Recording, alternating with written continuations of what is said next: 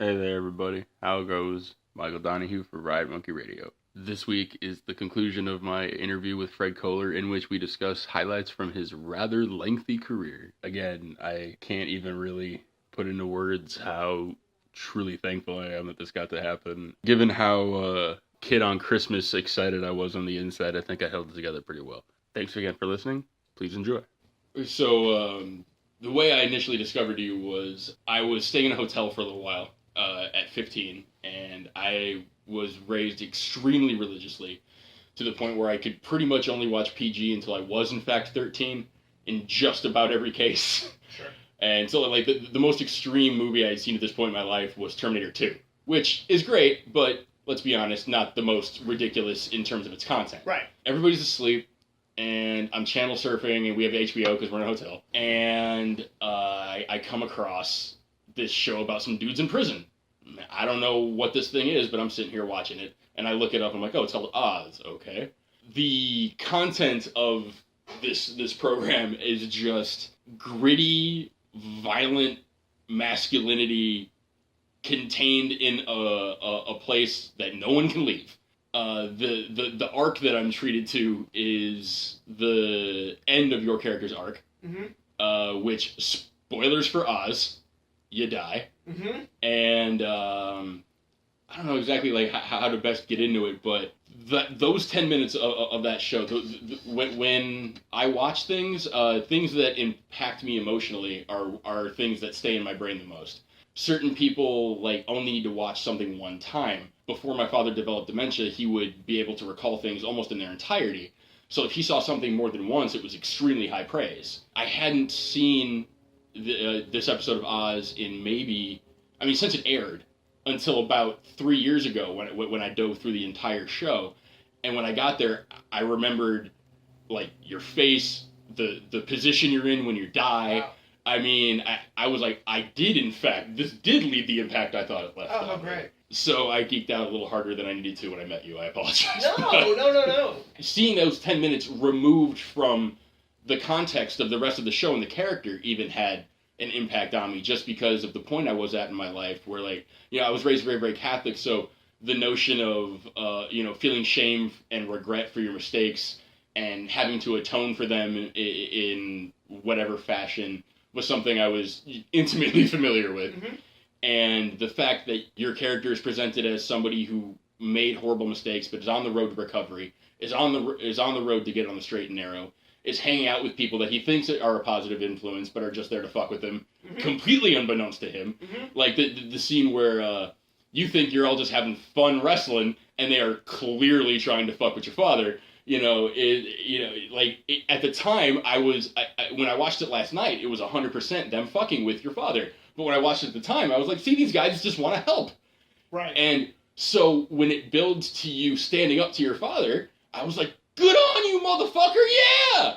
And then it escalates so quickly to the spot of the ultimate paternal betrayal. I was just so unprepared and not okay with your death. I was just like, what even is this show? And then I didn't see it again for 12 years or whatever. So once you finished watching that episode, that was the last that you had seen. You didn't continue watching the show because you couldn't. Obviously. Yeah, because I was in a hotel at the time. You were in a hotel at the time. Oh, so that was my only frame of reference. And for the longest time, I was like, I think that show was called Oz. I'll find it again at some point. At some point in my life, I'll probably be able to come across it. Right. And then I get together with my girlfriend, and she has the first 3 seasons, and she loves it. And like a couple of the first gifts I got her were the rest of the show. Right. And we sat down and blew through the whole thing together, and it was just, the journey as a whole is one of the best programs that I've ever really seen, and I truly mean that, because it's the only show that I am aware of that has one writer on every single episode. There are like 2 episodes where there's a co-writer, but I can't remember the fella's name right now. Tom Fontana. Yeah, there you go. Yeah. Yeah, and so he's the credited writer on every single episode. Okay. So when people ask me, they're like, can I just watch it? Like, can I just pick it up and watch wherever? I'm like, you can, but literally one person wrote every episode, so everything connects. And when I say that, people are like, oh, I guess I do have to start at the beginning. Like, yeah, you kind of do. Yeah, he's a pretty badass genius. Isn't he? Tom Fontana, yeah. So, like, did you meet him? I did meet him. He kind of spearheaded my casting on that show. My time on Oz was it was the first real job that I had gotten post college. I went to theater school. Okay. And when I got out of theater school, I went to New York to do theater.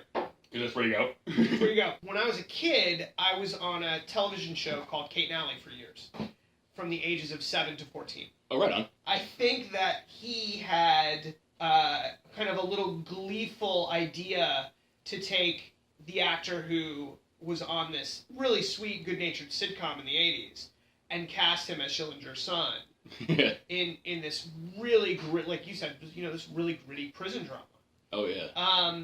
So I think that there was a certain kind of twinkle in his eye he had about that idea, and he put me in the show, and it was one of the greatest experiences I've ever had. I mean, very, very rarely do you have as an actor so much ease suspending your own disbelief as you do when you walk on that set, because they used to shoot that show at an old Nabisco factory in the middle of New York City. Really? Okay. Yeah. And here's what's great about it is that I just find it hilarious that wholesome Nabisco Oz. The benefit of it is that they had this amazingly large warehouse space, and they literally built a prison. Yeah. So one floor of this factory, this warehouse space that they had, was cells and the cafeteria and the offices and, the rooms where the groups would meet that Sister Pete would take. Like, it was literally a prison. Yeah. And you walked in, it wasn't a set. They built the real thing. I walked in, I'm 21 at the time. I walk in, and I believe that the day that I started shooting, they were shooting some kind of massive crowd scene, and there were about 200 extras on set. Your arc starts right around the time of the riot, right? Yes. Yeah, okay. Right, so it was probably a riot scene. Yeah. Which I'm not in.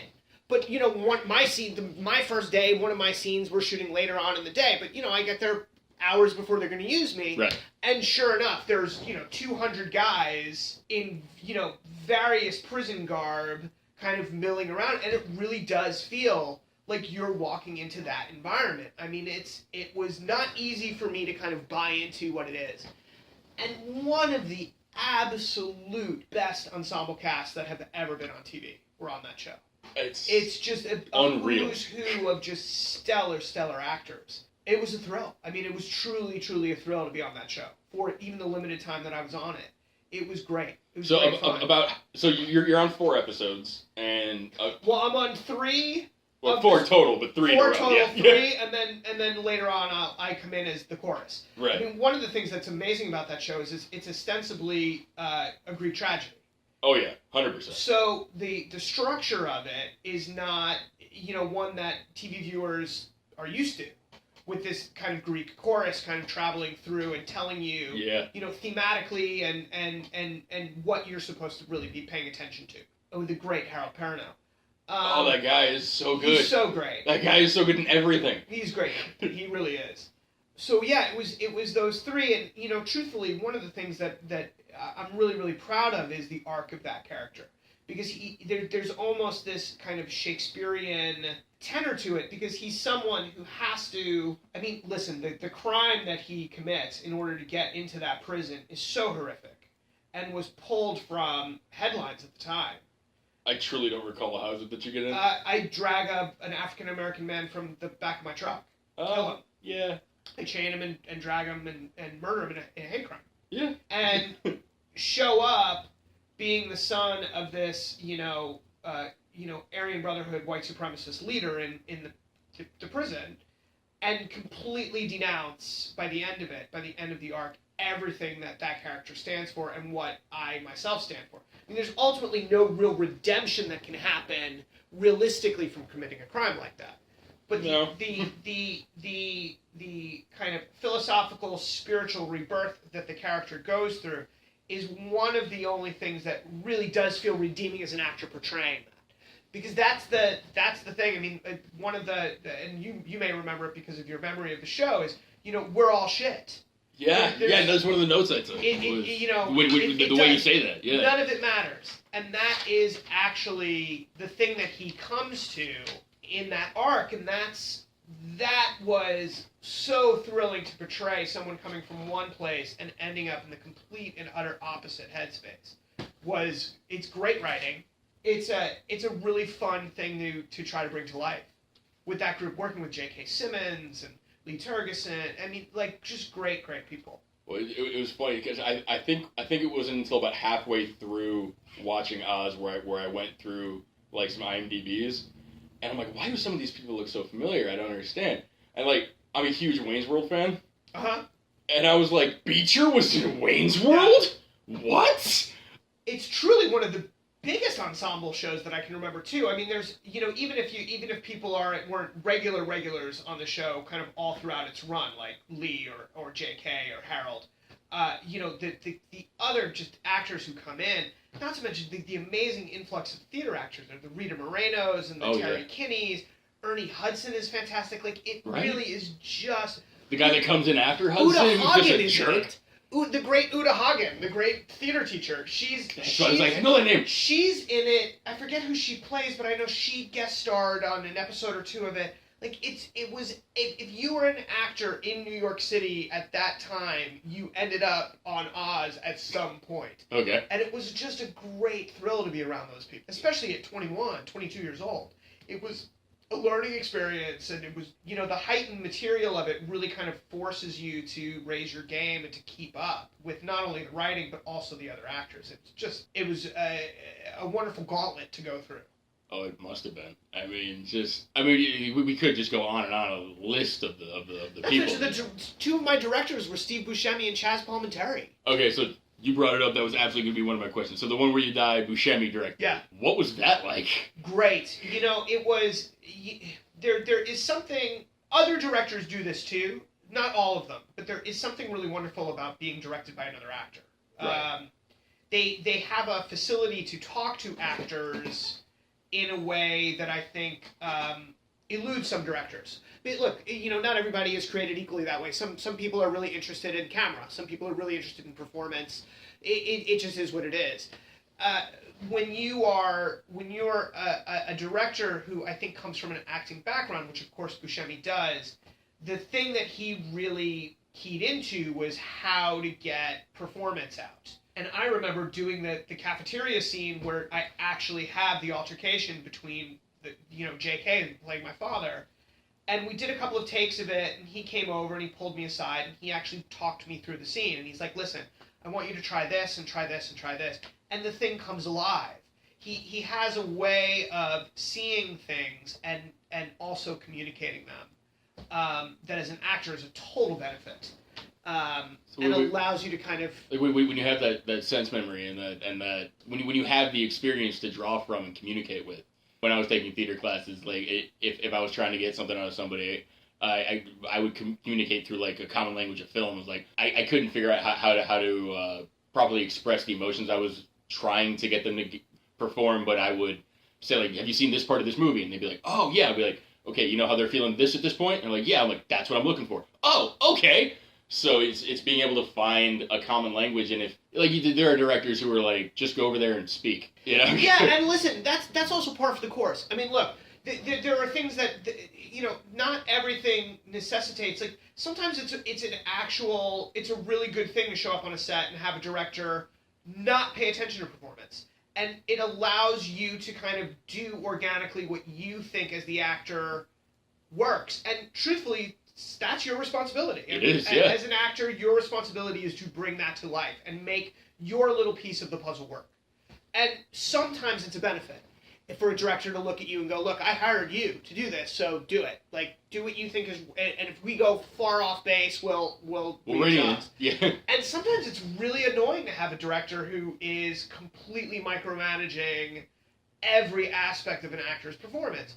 There is a happy medium there that hopefully is ideal. And Buscemi was kind of that. I mean, he had, as was Palminteri. I mean, Palminteri was another one of these kind of actor-directors who really understood and was interested in the actors' performances as an asset to the final product of storytelling. I've always heard how just gracious he is. And I know, like, have you ever seen the film Poolhall Junkies?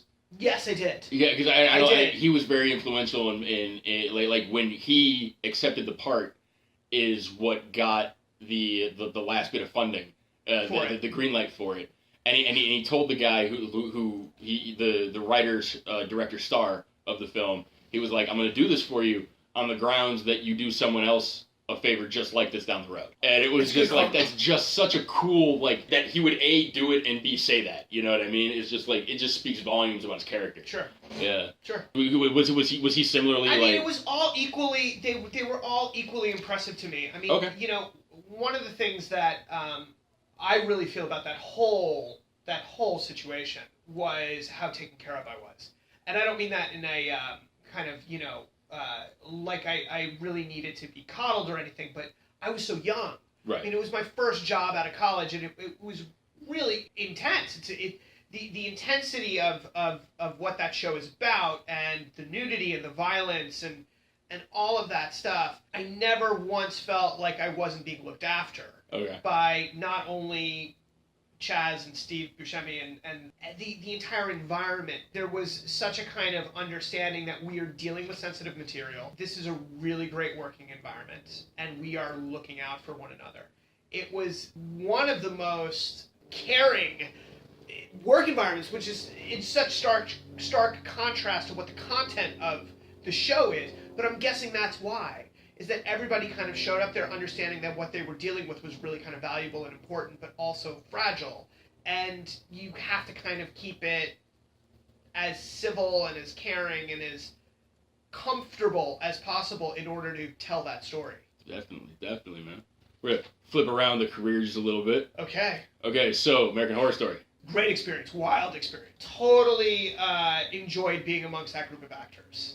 You know, I was really lucky to work. You could tell you were enjoying the role. Oh, God. Yeah, it was great fun. I mean, I showed up on that set and was just marveling at watching Sarah Paulson and Tina Porter and Angela Bassett. Like, working with those three ladies was just a masterclass in good acting. Really interesting, like, technical aspects to that shoot because we were filming each other with the iPhones. Is that what you were using, iPhones? Time. Okay. Yeah. So it was a very intensive experience. It was intense because of what we were doing, but we were doing these huge long takes that went for maybe 7 minutes long. Oh wow. Okay. And then we would all kind of have to, you know, during a take, it would just be high intensity, and cut. And then because of how we were shooting and where each actor was doing coverage for the other actor with their phones, that was a part of it. They would go, the camera department would go and look at the playback. Okay. Give us notes, and then we would do it again. So it was almost like doing these little mini plays. Each take was like a 7 minute to 10 minute long take, where it was the most atrocious, especially where I fit into the story. You just can't get away from drugs as a character, can you? No. And, you know, torturing poor Adina and Angela for, 6-7 minutes, and then we would break and then do it again, and then break and do it again, and break and do it again. Yeah. Great experience being on that show. Such fun. Really, kind of in, the most sadistic and masochistic way. Well, I was just to say, like the notes that I took is, like, you look like you're having entirely maybe too much fun as a redneck, you know what I mean? Like you're so into the manic joy of the craziness of that character, and then the raw emotion when he, spoilers, busts in to the with the Oprah style character and is just ready to just get rid of every little bit of humanity that had anything to do with what hurt him, and then the hail of blood and bullets that you go out in is just amazing. Like, one of the things that was really fun about that shoot, and also truthfully really scary, is that we would only get the sides to what we were shooting the night before. What? So because the nature of that show is pretty top secret. I mean, they tend to keep a lot of either thematic or casting choices or like a lot of that stuff with that show in particular. But I think it's with the way things get leaked on the internet now in general, this is becoming a trend. Is that people try to keep scripts really, really under the radar. And there would always be a knock on my door at like 6, somewhere between 6 and 8 o'clock at night, and there would be someone there with an envelope, and they would hand it to me. Okay. And I never saw an actual full script for anything that I did on that show. It would just be pages that I was in. And so we would show up the next day, and it was kind of like, what are we doing? the amount of kind of agita that creates, I think, is part of the gleeful like mania of playing that character. It's like, okay, this is what we're doing. There was Sorry, kind of pause real quick. I gotta ask. Agina? I'm not familiar with this word. agita, like anxiety. Okay. You show up and you're like, I don't know what we're gonna do. Gotcha. I have no idea what we're gonna do. I think feeds into kind of the tone of that show really, really well. Well, yeah, I can imagine it would. And I was. So, are you, when you say you're just given the scenes that you're in, are you given any kind of context for what is going on just outside of it? To like. Not really. Okay. No. But this show was pretty unique that way. Right.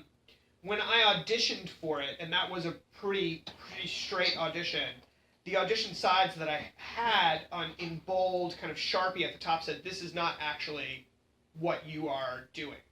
So I was kind of, in a way, giving like a neutral audition without knowing the character name, the circumstances, like really who these guys were, what this family was. And when I got the part and ended up on set, no, I didn't know much. It was pretty hush-hush. We put pieces together as we were shooting, the cast that I was working with. Particularly Robin Weigert, who played my mom, and Finn, who played my brother, and the actor's name who played my father is escaping me at the moment. But that guy's great. Yeah, I recognized totally him immediately. Great. Yeah. He's great. Oh Brother, Where Art Thou is there you go. his performance in that is the one that I remembered immediately. His name is eluding me. We could pull up the IMDb. We kind of had a limited notion of what was going on, but we really kind of just relied on each other. I mean, we understood that this was my mother, and this is my brother, this is Dad, and we are these folks. Like, this is who we are, and we're terrorizing. But all the stuff with the Blood Moon and all of kind of the mythology that was going on in that show, okay, I was completely ignorant to. I had no idea. So when I watched the show as it started airing, I was catching up as I was finishing my shoot. Okay, all right, that makes sense. Good times. And I love that season. I love the fact that it's a show about a show about a show. It's a total mindfuck. It's great. Yeah, I dug the mechanic because I was confused at first. I was like, this feels like the end of the season, but we're halfway through the season. What are they going to do next week? Oh, okay. Yeah. I liked it. I really enjoyed that. I thought it was really smart. It was interesting, just given how it started, and then the show in general. Like the first season, like said, like I love horror. It just usually doesn't affect me. But the episode with did you watch the first season? I did. The episode with Eric Stonestreet. Yes. Fucked me up something hard. Because it was just again, like I've got an undergrad degree in psychology, so psychological stuff. So he's going to therapy, he's getting over his fears. He finally gets over his fears, and then it fucking kills him. Yeah. Like, was not okay with that. So when they decided to go self-contained seasons, I was a little annoyed at first, but then after the second season and things were clear that they were going to try to tell entire stories, because the first season, to me, felt like they didn't know how they wanted to end it, so they ended it how they did. Do you have a favorite season? Freak Show.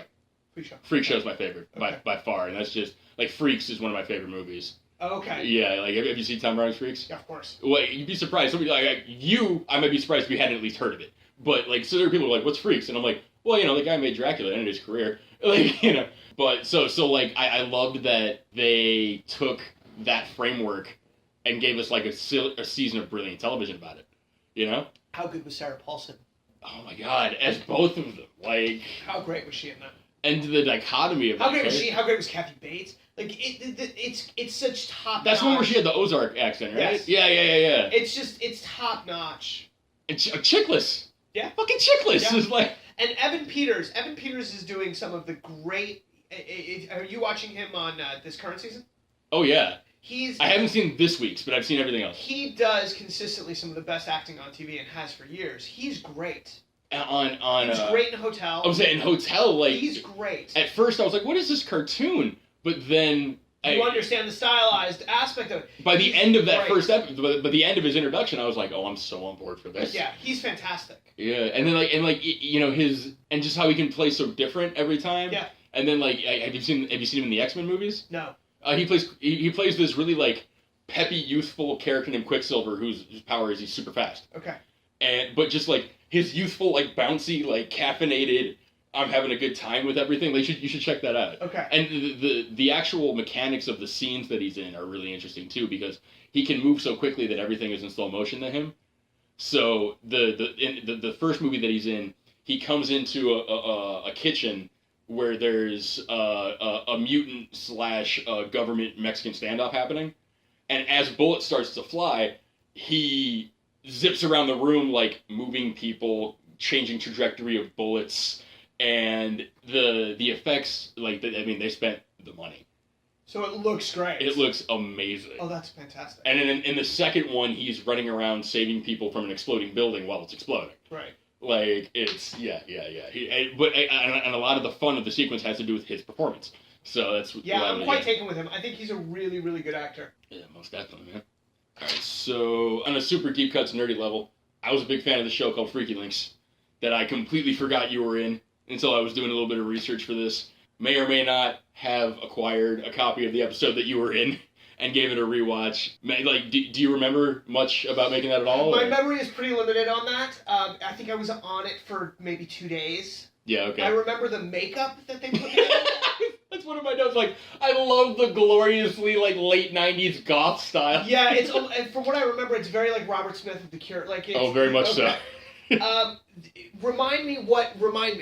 Okay, What? so like you're accused of stabbing your best friend 77 times with a little ankh necklace that you have, Okay. and but you're insistent that a monster is what killed him. And it is a monster. Oh, it's totally a monster. It's totally a monster. It's totally a monster. It's a giant beetle. Okay. But even though you're in the program for maybe 3.5 minutes. Yeah, like, it wasn't a big. Yeah. It wasn't big, but you're the impetus for the reason of the episode. Okay. Like, and you're given like this utterly unenviable dialogue. The reason that there was yelling was because you had concocted an idea that to strengthen your best friend and his girlfriend's relationship, that you were gonna make him think that she liked you to get him jealous, so that he would step up his game and she wouldn't leave him. Dude, that seems totally plausible. Yeah, exactly. Totally plausible. and you literally have a line where like, I'll admit it was a dumb idea, and I'm like, you delivered that with a straight face and made it believable, but at the same time, like, in an episode of a show with a giant scarab that is murdering people, that seemed unrealistic. That's a little troubling. Yeah, I don't have too many memories of it. I remember that I was lucky enough to work with an actress who was on that show named Lisa Sheridan, Okay. who went to theater school with me, but she was a couple years older than me, and I'd always been an admirer of her stage work. So to kind of work with her professionally was really kind of cool. But I don't have many. I don't have like a great anecdote about that job. No worries. But I'm glad you like it. Even in that little bit, like there's the bit where you have to convince people that it was a monster that killed him, and your reaction to hearing a recording was like you went from like, okay, somebody that like is trying to say that a monster could kill, like, I think this guy believes that a monster killed his best friend. And I could cue it up if you wanted, but no, you're like, no, don't do that to me. It's all good. It's all good. But I'll take your word for it. even when you have small bits, like you're impactful. Oh, thank you. Yeah. I mean, listen, small bits are actually in a lot of ways more challenging than big bits. Oh yeah. It's really, really hard. It can be really, really hard to take something that may not have a lot on the page and bring it to life and kind of endow it with something that's worth watching. There are absolutely times where it's like, people say like, bit part, small part. Even if you're literally the guy standing in the background, as long as you're realistically doing that, and if you're not giving your all, regardless of the upfrontness of your character, then you're doing it for the wrong reasons. I mean, look, every character is the hero of their own story. Exactly. So everybody kind of has to exist in that world while at the same time serving the story that the audience is watching for things to work. You have to have a certain amount of life going on, even if you're just the waiter who's coming into the scene and putting the water on the table and walking out. Exactly. It doesn't have to be so endowed that you're pulling focus, but you need to have at least some kind of an understanding that this is a real living person or understanding how he fits or she fits into the style of the film. in order to make it work. Right. Yeah. 100%. Okay, so let's take it back to the beginning. Mr. Mom. Mr. Mom. Mr. Mom. Mr. Mom. I hadn't seen it in 20 plus years before last night. I remember really liking it as a kid, but apparently that was my first exposure to you, not Oz, because I watched that movie a couple times as a kid, but I just hadn't seen it in forever. And watching it, like, it's still ridiculously funny. It holds up. And a lot of that has to do with your performance, because even though you're just like the kid who has a couple funny lines, if your deliveries had been lacking, your comedic timing at that age was through the roof. I mean, do you have any memories of it? I mean, I know you're really young. I do have memories. They're kind of since we were talking about The Evil Within, they're kind of dreamlike. Okay. They're not so cut and dry. The thing that I remember the most about that experience was working with Michael Keaton. Okay. Who was just an absolute gem of a human being.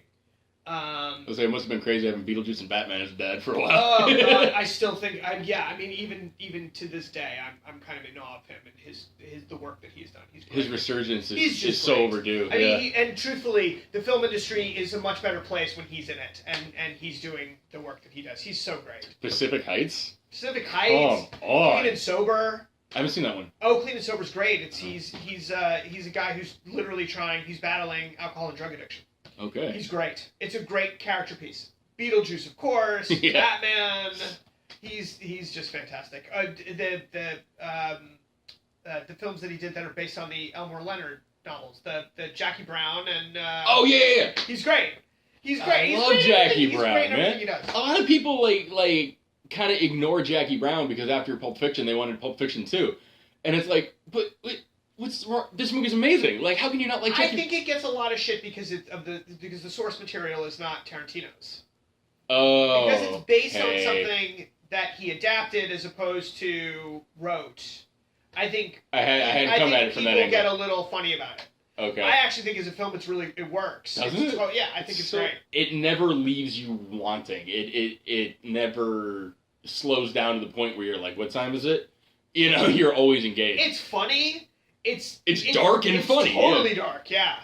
Some of my favorite stuff though is like I've always gravitated toward that. Even when I was younger, like I remember being fascinated by the television trailer for The Night Before Christmas.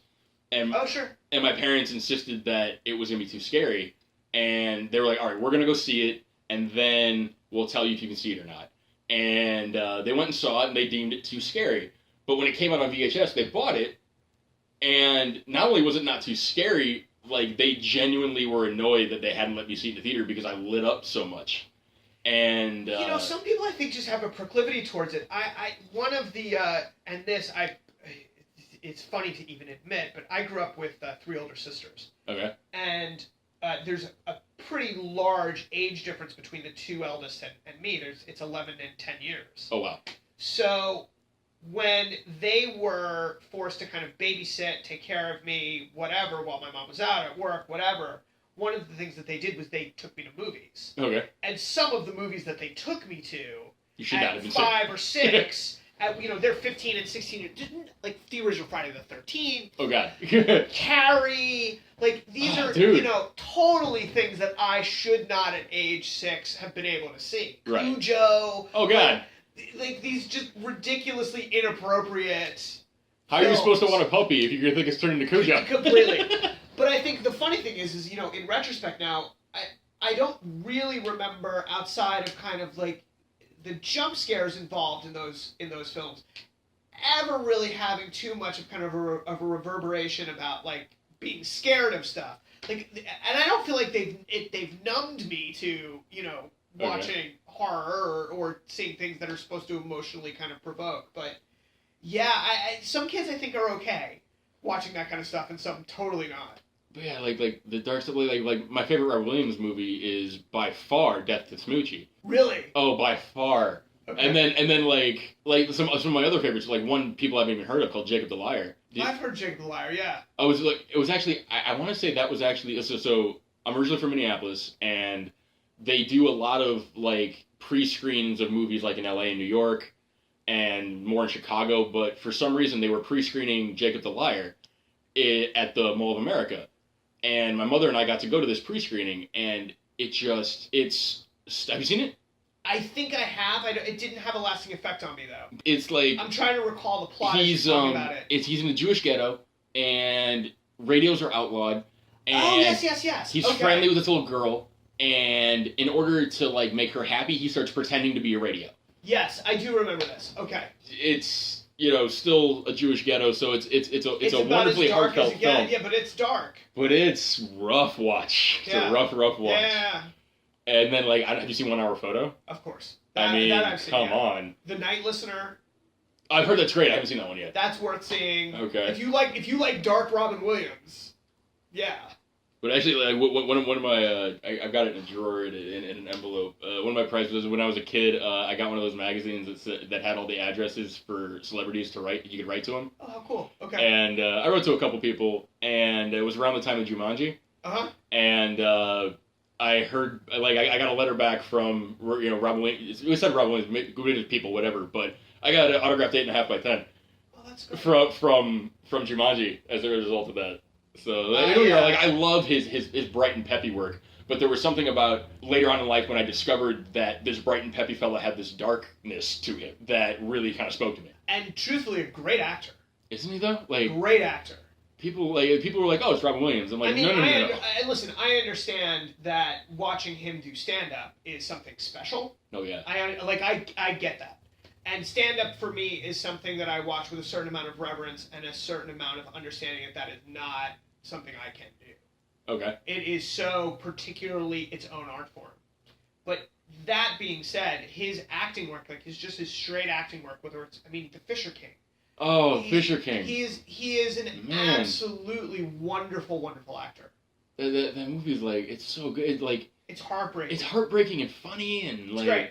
Yeah, man, that movie. Oh wow, we got way away from Mr. Mom, but no, it's totally cool. So Mr. Mom. So basically, because I was so young, I think the thing that ultimately for me that I really, really cling to with that is the great fun that it was to work with Mike and Terry Garr. We were, I was from New York, they flew me out here to do it, and it was kind of like being at Disneyland the entire time. It was just a great set with really, really warm, wonderful people. I'm really lucky, and I do count these blessings about being a child actor, right? Because there are so many horror stories. Oh yeah. And really, really bad things that have happened to some kids, and in a way, I somehow managed to never find myself in that predicament. I always worked with really kind people. Okay. Really good people who looked out for me and made it an enjoyable experience. So that was really the beginnings of all of that for me, and those, I think maybe had that experience not been what it was, or those people been other people, I may have not been an actor. Who knows? But it was such a great experience to kind of show up and play with them every day that it never. And that must have been what it felt like, right? It never occurred to me that it was anything more than that. Right on, man. Cool. Well, okay. Were you shooting something?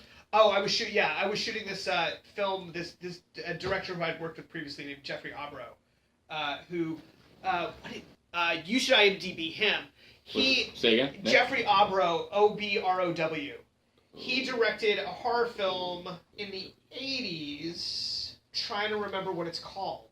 Figure that out. We got this. Technology, people. Technology. I worked with him on a thriller last year called 7 Seconds that hasn't been released yet. Okay.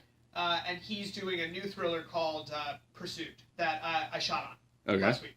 Yeah, which is cool. It was fun just to work with him again. I've worked with him previously. What was it that he shot? It was something in the 80s, and it was a horror film. The Kindred. That was the one I was thinking of. Okay, I've seen this image before. I haven't seen the movie though. It was kind of a culty horror film for the 80s. I remember seeing it as a boy. And it's so it's about a demon kid or something? I think so. Yeah, I think it looks like something like that. It looks like a demon in a baby bottle on the poster. So. Yes, that's what it is. So I worked with him on a thriller last year, which was really great fun. It was about a bunch of people who are trapped in a house, and one of them is a killer. It's kind of like it's kind of like Clue. Okay. but an unfunny version of Clue.